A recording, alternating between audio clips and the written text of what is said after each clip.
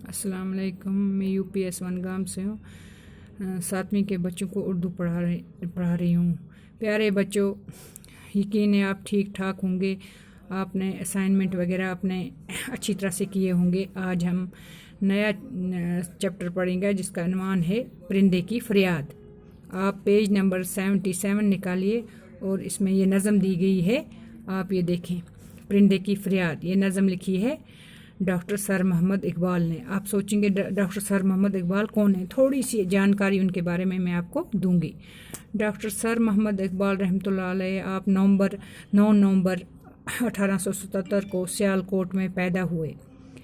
कहाँ पैदा हुए? सियालकोट में। इब्तदाई तालीम सैयद मीर हसन से फ़ारसी और अरबी हासिल की। घर में ही सैयद मीर हसन से शुरू जब किया, इनके उस्ताद थे सैयद मीर हसन। लाहौर कॉलेज से बीए करके एमए किया। आपने प्रोफेसर आर्नल्ड से बहुत इस्तिफ़ादा किया। इल्म व अदब के साथ आपका इतना लगाव था जिसकी वजह से आप आलमों और मुफ़क्किरों की सोहबत और अमल से अलामा कहलाने लगे।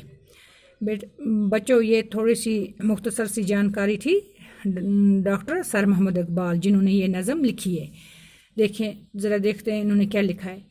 आता है याद मुझको गुज़रा हुआ ज़माना। कौन कहता है? ये परिंदा कहता है।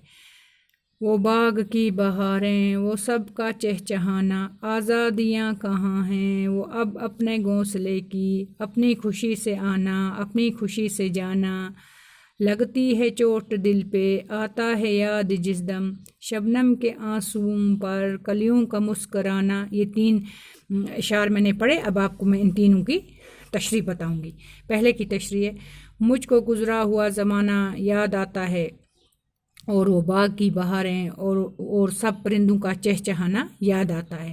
परिंदे को अपना वो सब परिंदों के साथ उठना बैठना याद आ रहा होगा क्योंकि ये कैद में है। अब दूसरा बंद का ये तशरीह है, अब अपने घोंसले की वो आज़ादियाँ कहाँ की, अपनी खुशी से आते थे और अपनी खुशी से जाते थे। तीसरे बंद की तशरीह है, जिस वक़्त शबनम के कतरों का कलियों पर पड़ जाना और कलियों का मुस्कुराना याद आता है तो मेरे दिल पर चोट लगती है, यानी दुखी हो जाता हूँ। क्या हो जाता हूँ? दुखी हो जाता हूँ। हो गए इन 3 बंद की तशरीह बच्चों।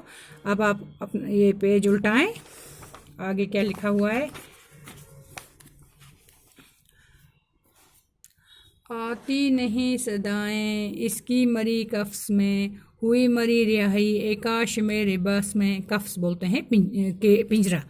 क्या बदनसीब हूँ मैं, घर को तरस रहा हूँ, साथी तो वही हैं वतन में, मैं कैद में पड़ा हूँ।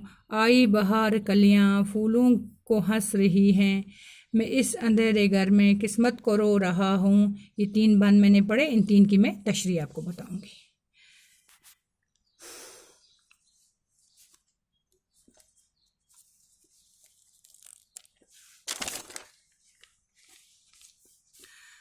मुझे अपने आशियाने की वो प्यारी प्यारी शक्ल जिसकी वजह से मेरा घोंसला आबाद था याद आने पर दुख हो रहा है। अगले बंद की तशरीह, परिंदा कहता है मुझे अपने साथी की वो आवाज़ें इस पिंजरे तक नहीं आती। काश मेरी आज़ादी की ताकत खुद मुझ में होती तो मैं उड़कर इसके पास पहुंच जाता। अगला बंद है, परिंदा फरियाद करता है कि मैं सबसे ज़्यादा बदनसीब हूँ कि मैं अपने घर से दूर पड़ा हूँ। मेरे साथी कैसे आराम से अपने वतन में हैं और मैं तन्हा इस पिंजरे में बंद पड़ा हूँ। मैं बेटा इसलिए आप ये लिख के रखा कि आपको समझ आए। आई बहार कलियाँ फूलों को हंस रही हैं, मैं इस अंधेरे घर में किस्मत को रो रहा हूँ। इसके दिखा इलाही दुखड़ा किसे सुनाऊँ, डर है यहीं कफ्स में मैं गम से मर न जाऊँ। जब से चमन छूटा है ये हाल हो गया है, दिल गम को खा रहा है, गम दिल को खा रहा है। गाना इसे समझकर खुश हूँ न सुनने वाले, दुखते हुए दिलों की फरियाद ये सदा है। कि लोग मत समझें ये कोई गाना है, ये किसी दुखी कैदी की फरियाद है। आज़ाद कर दे मुझको ओ कैद करने वाले, मैं बेज़बां हूँ कैदी तू छोड़ कर दुआएं ले। आगे मैं इनकी तशरीह आपको बताऊंगी। پرندہ کہتا ہے کہ اب بہار آئی، کلیاں پھولوں کی طرف دیکھ کر خوشی سے ہنس رہی ہیں، اور میں اس اندھیرے پنجرے کو جو باہر سے کڑے سے ڈھکا ہوا اور پنجرے کے اندر اندھیرا چھا رہا ہے، میں اپنی تقدیر کو رو رہا ہوں۔ اگلا بند ہے، پرندہ خدا سے دعا کرتا ہے کہ کہتا ہے، خدا اب میں اس پنجرے کی دکھ بری داستان کسے سناؤں؟ میری خستہ حالی اس حد تک بڑھ گئی ہے کہ اس غم سے میں اس پنجرے میں نہ مر جاؤں۔ اگلا بند ہے، پرندہ کہتا ہے کہ جب سے میں اس پنجرے میں قیدی بن گیا ہوں، یعنی میرا چمن مجھ سے بچھڑ گیا ہے، تب سے میرا حال یہ ہو گیا ہے کہ غم سے دل ڈوبا جا رہا ہے اور دل میں غم کا صدمہ ہے۔ اگلا بند ہے، پرندہ اپنے شکاری قید کرنے والے سے مخاطب ہو کر التجا کرتا ہے کہ اے مجھے قید کرنے والے، میں بے زباں ہوں، اپنی قسمت کا دکھڑا بیان نہیں کر سکتا ہوں، میں ایک بے زبان قیدی ہوں، مجھ پر رحم کھا اور مجھے آزاد کر، میں تجھے دعائیں دوں گا۔